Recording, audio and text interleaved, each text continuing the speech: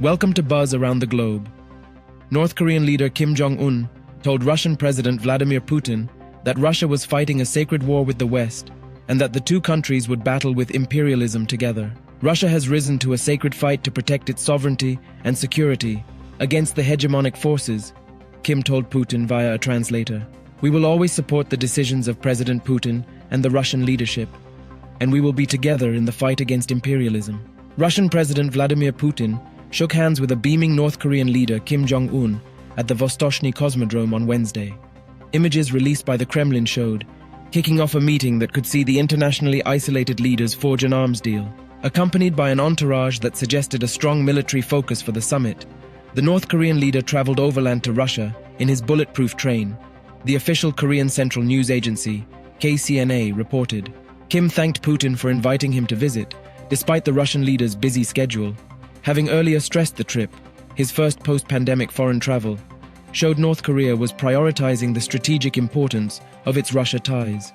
Talks between Russian President Vladimir Putin and North Korean leader Kim Jong Un began on Wednesday at the Vostochny Cosmodrome, Russian state news agency TASS reported.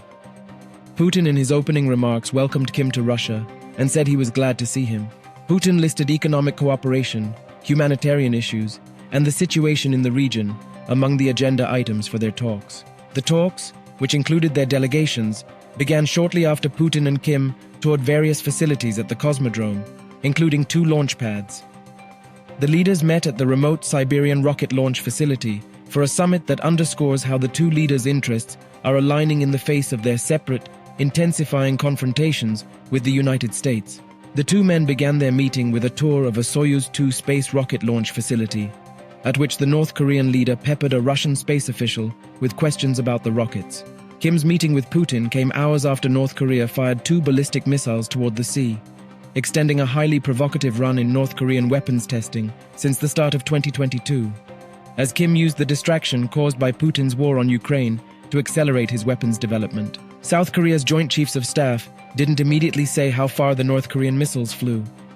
Japan's Coast Guard, citing Tokyo's defense ministry, said the missiles have likely already landed, but still urged vessels to watch for falling objects. Putin welcomed Kim's limousine, brought from Pyongyang in the North Korean leader's special armored train, at the entrance to the launch facility with a handshake that lasted around 40 seconds. Putin said he was very glad to see Kim. Kim's translator thanked Putin for the warm welcome, despite being busy. The decision to meet at Cosmodrome suggests that Kim is seeking Russian technical assistance for his efforts to develop military reconnaissance satellites, which he has described as crucial in enhancing the threat of his nuclear-capable missiles. In recent months, North Korea has repeatedly failed to put its first military spy satellite into orbit. Asked whether Russia will help North Korea build satellites, Putin was quoted by Russian state media as saying, "That's why we have come here." The DPRK leader shows keen interest in rocket technology. They're trying to develop space too, using the abbreviation for North Korea's formal name, the Democratic People's Republic of Korea.